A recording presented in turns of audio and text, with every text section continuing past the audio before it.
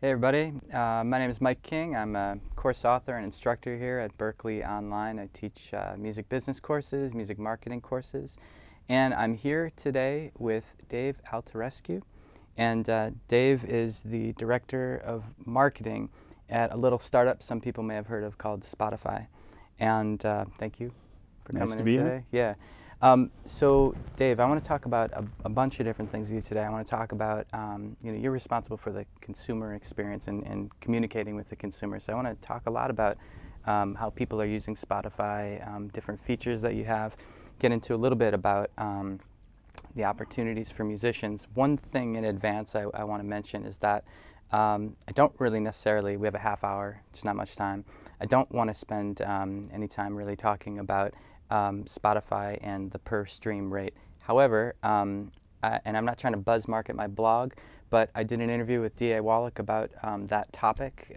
So my blog is mikeking.berkleemusicblogs.com, and you can see an interview in depth about Spotify's payment options. So that's not where I want to focus today.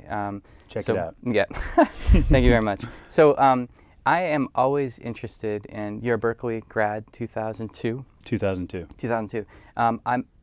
In my courses, I talk to a lot of people that want to do what you're doing, So if you can maybe start by talking a little bit how you got into the business. How did you end up being the U.S. Director of Marketing at Spotify after graduating from Berklee in 2002? Sure, yeah. So thank you guys for having me.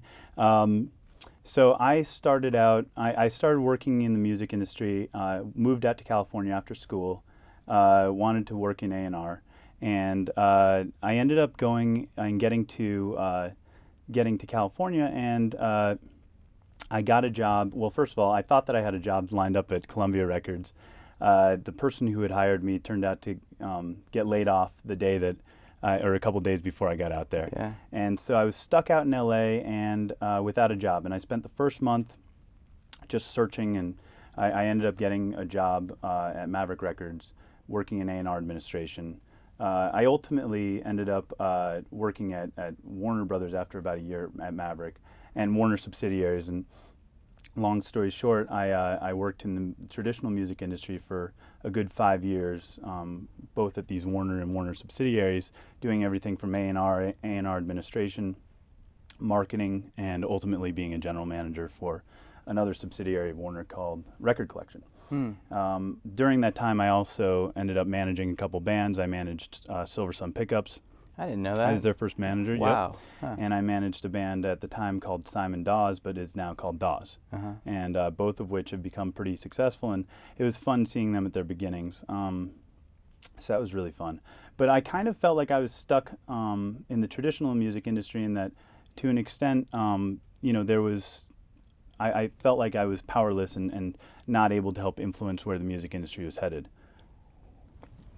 So I started my own company, and I worked with my uncle who had just moved to Bangladesh, and we had some web developers who were helping us build different solutions and online marketing tools for the music industry. And I did that for a couple of years, and ultimately made more money working on products outside of the music industry, both in entertainment and elsewhere. So cut ahead, I got a job at an advertising agency called OMD, a big media agency, and they gave me a job in their innovation department. And what was cool about that is it allowed me to work with all these Fortune 50 CEO or CMOs and talk about innovations in their different respective industries. So everyone from Pepsi to GE to State Farm to Monster.com, so on and so forth. And I would basically be able to go in and help have disruptive conversations about where advertising was headed. One of the companies that I met with while I was in this innovation unit was Spotify very early on. And what year was this? This was 3 years, well, yeah, 3 years ago. Okay, right at the beginning, yeah. Yeah. Well, and right at the beginning, about a year before they launched in the U.S. Okay, yep. And so I met with Spotify, and they were pretty early on. And to be honest, I had seen so many companies that for one reason or another were not able to do what Spotify said that they were going to do in the U.S. And And so I kind of kept close tabs with them and would follow them on TechCrunch and Mashable whenever I saw them. And I realized very quickly that, wow, this company is actually looks like they're going to be able to do this in the U.S. The buzz was unbelievable. I remember prior to, I think Bob Lefsetz had like a special account or used a proxy or something like that, and like he was your number one supporter early on. He's been a great supporter. And so we ended up, I ended up going and talking to the company, and next thing you know, I had a job there, and very quickly was on board for, right around the time of launch. Got to go to San Francisco and sit at Facebook and talk about the the Facebook integration. Yep. Got to be part of all of the things that have happened ever since, which is very exciting.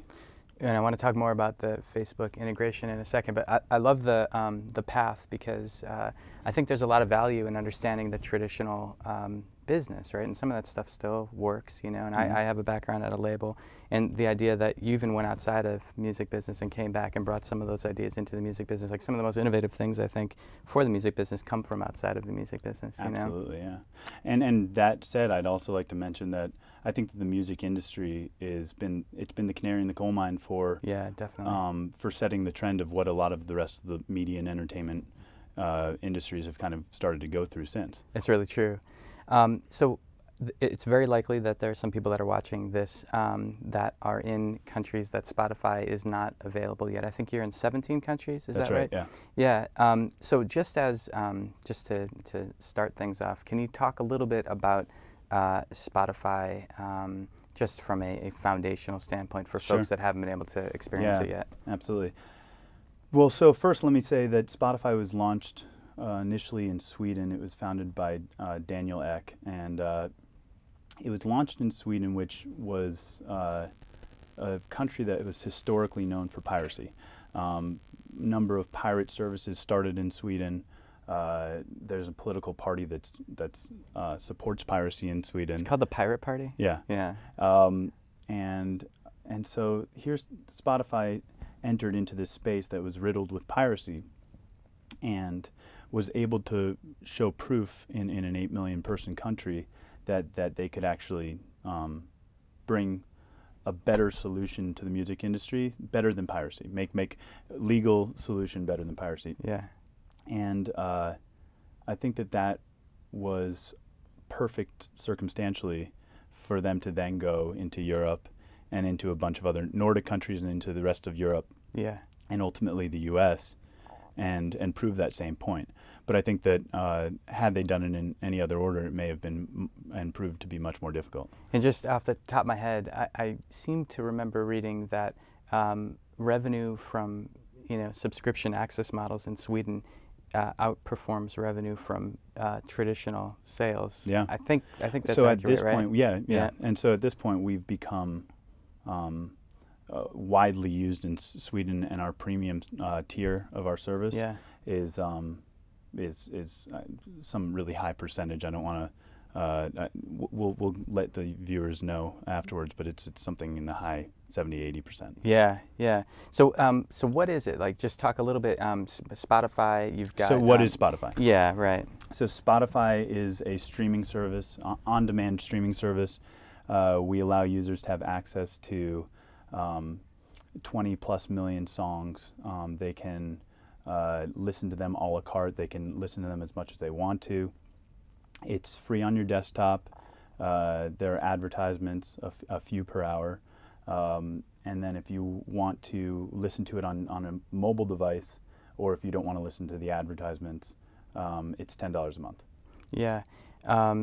So the mobile part of this, I would imagine, would be a big part of the reason that Spotify has kind of caught fire recently. Would that be accurate to say?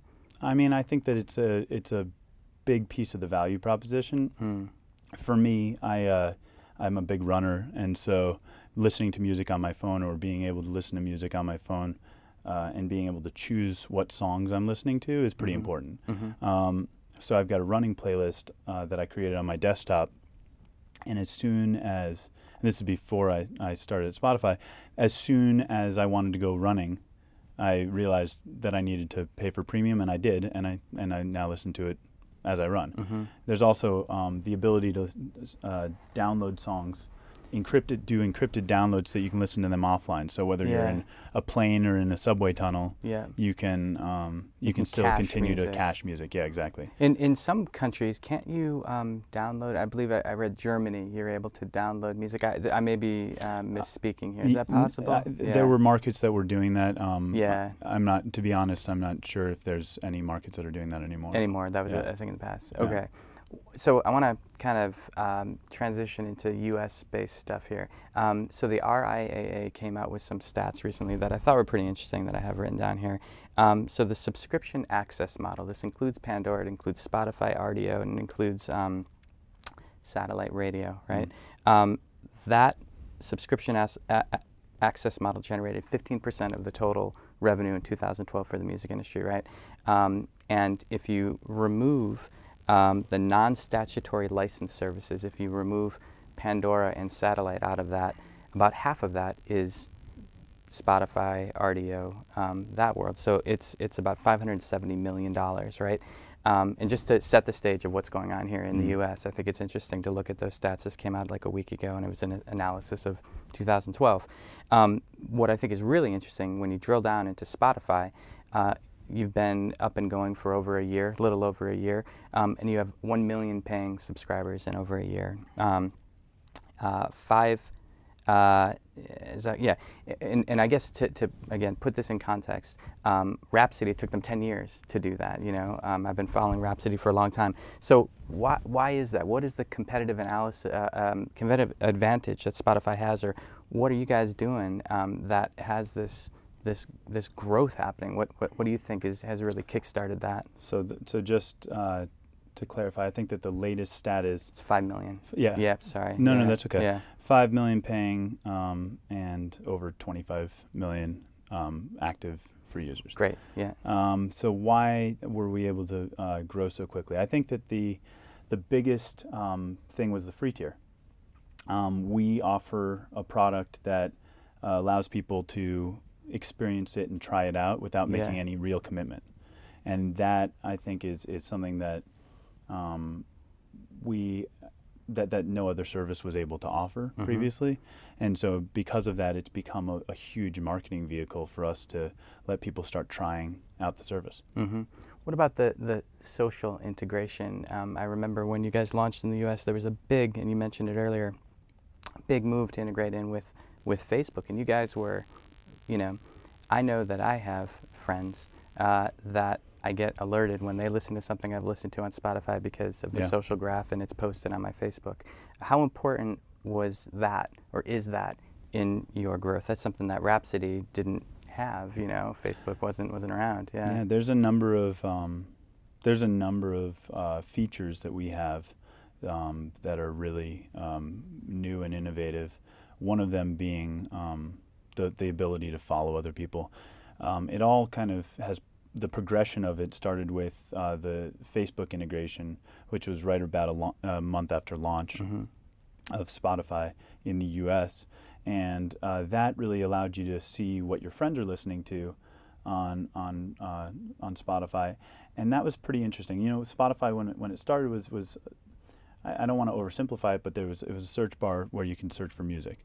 And very quickly we realized that that's great for a lean forward environment, but when you're leaning back and you want to have more of a discovery experience, there's more that, you know, there's pieces that are left to be desired. So the ability to see what your friends are listening to is one thing that we started to see. You know, that's pretty interesting. That's compelling. You know, it's in a sense, that's the way historically that people find out about music is through their friends. Yeah. But this was, you know, being able to see all of your friends through your Facebook feed. It was new and innovative. Then we kind of we decided how great would it be to have to be a platform and to really, you know, to allow third-party publishers to go and create experiences of their own on Spotify. So Billboard and Rolling Stone and the like, and you know, everyone from The Guardian and Pitchfork, and then even some third-party app developers like TuneWiki, which allow you to see the lyrics of any song that you're listening to, or SoundDrop, which allows you to collaboratively listen to music with a group of people. All these great music discovery experiences that other people can build. Yeah. So we've evolved a lot. We've also you know, as a result of that, realized that you don't necessarily want to follow all of your friends on Spotify.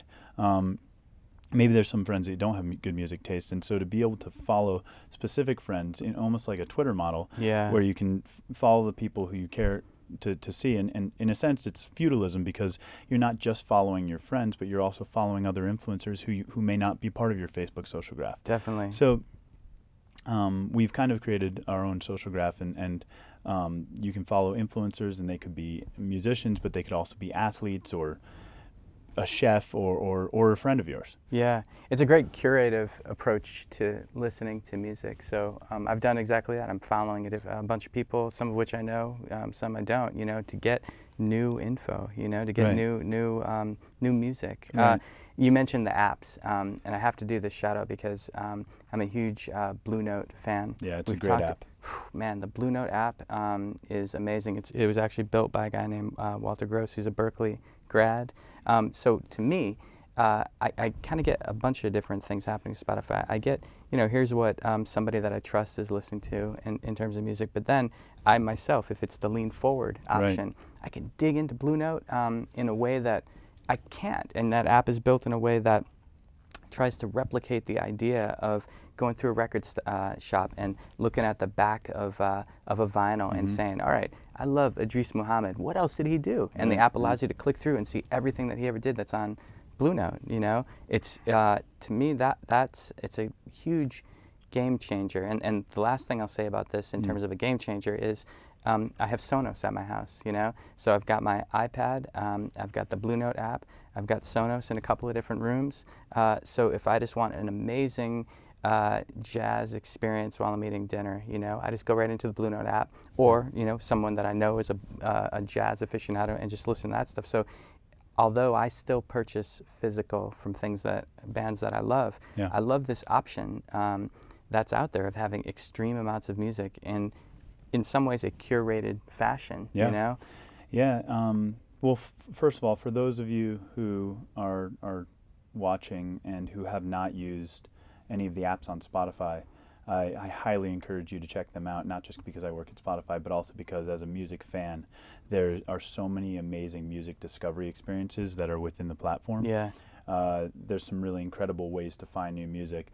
One of the things I love about the Blue Note app is the remixes and the ability to see where original source songs are remixed in other songs. And I think that that's just, you know, music discovery. There's so many different ways into a new song. You know, to get interested in a new song, whether it be through your friends, whether it be through people that you don't know but that are recommending it. That you know, the music supervisor for Altarescu is one of the biggest, most followed people on Spotify. He's got great music taste. And so I don't know him personally, but how great is it that I can now see what he's listening to? I got to do that.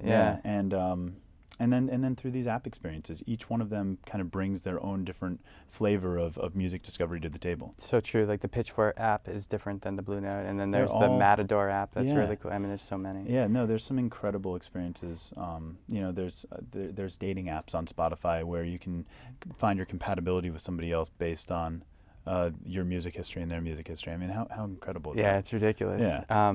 So, you know, we have the ability to share the screen here. Do you think can we illustrate the follow feature, and maybe you can talk a little bit more in depth about what that does? So cool. So this is your profile, not mine. So I hope I don't embarrass you. But you've got 25 people that you're following and one person who's following you. And so if you're an artist, you're going to get. Based on how active people listen to your music on Spotify, you'll get a lot of followers. So we haven't had this feature launched for very long, but as you can see, Blake Shelton already has 329,000 followers on Spotify. So Carmen, that is a Berklee music student, Amy Heidemann. We can maybe use her as an example. So you can see, so here's Carmen, and this is her official artist profile, and you can see all of the stuff that she's been listening to. And so, you know, she can choose if there's particular things that she doesn't want people to see. Yeah. She can change the order of where the playlists show up. Mm-hmm. But essentially, you can either follow Carmen herself, and now, as you'll see here, it'll update as she starts to use Spotify. You'll start to see her content update. Yeah. And then, you know, if you don't want to follow everything that she does, but you want to follow one of her playlists, you can do that as well. And they'll ask you, they'll say, do you want to also follow Carmen? And you can say no or okay. So what would be a best practice for, and Carmen is actually the name of the band, the woman is Amy Heidemann and Nick Noonan is the other guy. If you were Carmen, what would be the best practice for using Spotify from a marketing standpoint and this follow feature? Absolutely. So, you know, part of the curation process on Spotify is music. I would say that music plays a role in conversation. It's whether it be a 4th of July playlist or a running playlist. The best practice, I would say, is think about things that don't expire after one day. So if it's a 4th of July playlist, it's going to be great for every 4th of July. But if you create a running playlist, you can constantly add more songs, and the number of songs is unlimited. So you can have an enormous running playlist that people continue to follow, and more people are amassed because when they're following it and they're listening to it, other people will. There's a network effect that's so it's an engagement tool in a way. Yeah. So like you were talking about the Entourage guy having amazing taste. So if Amy or Nick has amazing taste, they, you know, obviously they have 187,000 followers, so they're doing something right. Yeah. Is the ability to message those followers, does that exist yet? So it's really not at this time the ability to message the followers, but as you are adding new songs to different playlists or creating new playlists, that will be your followers will be notified. Got it. Cool. So boy, this is going pretty quick. Let's you know, maybe we move on quickly to maybe some musician-focused stuff. Sure. So quickly, you know, there are some other services, Mog and Daisy. You know, there's talk of Daisy integrating in with Topspin. So Daisy is the renamed Mog, you know, and by Beats by Dre. That would allow musicians to maybe upsell other things, you know. So if somebody loves Carmen, they might be able to click through and get other options.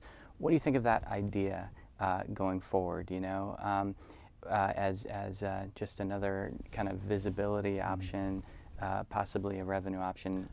Yeah. So I think that one of the most inherent values of Spotify is the amplification of all of the other you know, franchise parts of a musician's career. So there's such a low barrier to entry with Spotify when you're listening to a new artist that you don't, because you're not paying 99 cents just to listen to that track. Yeah. It allows you to listen to a lot more. Yeah. Listen to artists that you would probably never listen to before, or maybe not give a chance to because it's, you know, it's an investment. And so you're listening to all of this new music that you wouldn't listen to before, and that also means that you're going to shows that you wouldn't go to before. It means that you're potentially buying merch. It means that these bands are given the opportunity to license their music out. Yeah. Yeah. So I see, those other opportunities. I mean, that definitely does exist. And you mentioned something that's interesting. So if you think about, you know, the scale of Spotify, although it's growing massively, it's nowhere near iTunes, you know. But I like something that D.A. Wallach said in my interview, which is a change of thinking related to kind of just how music payments are made. And I like the idea of, I think he called it like a 401k example. So with the current model with iTunes, you paid once up front. If you work with the TuneCore CD Baby, maybe you make 61 cents on a track that's downloaded. And that track forever, no matter how many times someone listens to it, that's what you're paid. Right, exactly. I maybe you could talk a little bit about that idea of stretching things out and maybe the added benefits of continued payments, but continued engagement. Well, it's really a shift in it's a behavioral shift, and not only for the end user, but also for the music industry in wrapping their heads around, you know, just one-time payment versus continuing to be paid as many times as it's streaming. Yeah. And the the accumulated benefits of that. Yeah. But also as we scale, payments get bigger, and so as we continue to grow, that gets it's an easier situation. It's somewhat undeniable, the growth around access subscription model and Spotify. I mean, it's so fascinating to be thinking about the music industry at this point and being engaged in it, because it's just a massive shift. You know, everything is a massive shift, and it's, you know, even when CDs first came out, like in 1983, you know, that was a shift. It was a shift in payments. I thought it was interesting to see, and I know we said we weren't going to talk much about this, but Donald Passman said, hey, everybody, remember when CDs came out? The royalties were not quite right, you know what I mean? And as the pool of money, you know, and this is in that blog post, but as that pool of money, the subscriber money grows, artists should be paid more. I mean, I get that idea. So, and we have very little little time here, so I want to be sure I get some of these questions. Here's a question from Tyler. In terms of recruitment and retention, where does Spotify go next, and how do they keep that high level of resonance from both an artist and consumer perspective? As far as I'm not sure what resonance means. So in terms of recruitment, so I think what this question is, how maybe it's like, how do you keep? Let's rephrase this a little bit. Yeah. Sorry, Tyler. How do you keep? You guys are way ahead of the game if you look at your competitors. You know. So how do you keep that innovation happening? You know. So maybe what's on the roadmap or something. You know. Yeah. I think that what's fascinating is, you know, you have to always innovate. I mean, you have to continue to build. You know, we've got an extraordinarily talented product and development and engineering team, and from a product perspective, you just need to continue to innovate, because that's, you know, it's kind of, you know, if you stop innovating, then you kind of open yourself up for other people to innovate in front of you. Yeah. What we're going to do to retain people. You know, I think that the most recent examples of the follow feature and something called Discovery, which I can Daniel spoke about recently, right? Yeah, it's pretty interesting. Again, going back to that whole paradigm shift between search and discovery, people used to search for, well, people still search for songs, but it's a very lean forward experience, and sometimes you don't stumble upon the song that you're looking for, or you don't stumble upon a song that you weren't looking for but might be interested in. And so we've just launched a discovery feature where you can actually, and it's, it looks like you haven't updated this version, but if you guys, if you don't have it right now, you'll see it very soon. It allows you to actually get an aggregated feed of content of all of the, you know, recommendations based off of songs that you've been listening to. Oh, that's awesome. And cool. then you can kind of hold down different, there's like a button that you can hold down, and for however long you've got it held down, it'll play the other song that we're recommending. Wow. And then you let go, and it goes back to the original song that you're listening to. That exists right now? Okay. Is that powered by like Echo Nest? Is that something that those guys do? I think that we're using our own algorithms, but you know, you have to talk to our product team about that. That's cool. I didn't know that existed. I like that a lot. So very quickly, and just, this is, I know, not your area of expertise, but I'm getting a bunch of questions. When will Spotify be available in X country? Maybe just talk at a high level of what that's like. You know, how do you launch in a different country? You know, how do you get that to happen? You know? Yeah. So sorry. When will we be available? Well, I just glanced. When are you going to be available in Latin America? But I think the question is like, how does that? I am constantly answering how this works. You know, I mean, I think it's a quick answer, but I'm just curious. I mean, the answer is we are a legal service. We are legal. And so as a result of being a legal service, we need to launch in countries where we've gotten the necessary licenses in those countries, and each country kind of controls their own licenses. So that's it's kind of subject to when the country allows us to, or when the PRO in that country allows us to launch.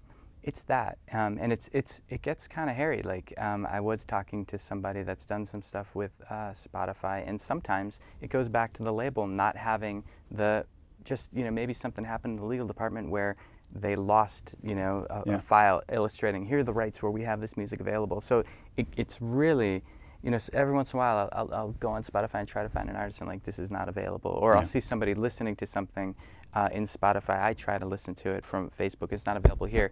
There can be a variety of reasons why that is, including the minutia of this person actually, whomever was filing the proper rights at the label didn't end up doing it properly. Yeah, exactly. So it's I'm happy I'm not the person that's responsible for pulling that off on a region by region basis. We've got a talented team in our licensing department. Yeah, it's a tricky gig. Yeah. I mean, it's definitely we've moved boulders in doing things that haven't ever been done before in the world of music licensing. It's true. Yeah. Well, so I should say Dave is here doing a number of different things at Berklee, and we really have a limited time. I think there's a car downstairs to grab you. So I think we're good. I don't see any other questions here. Thank you for joining us today. Yeah, it was really great. Thank you. Yeah.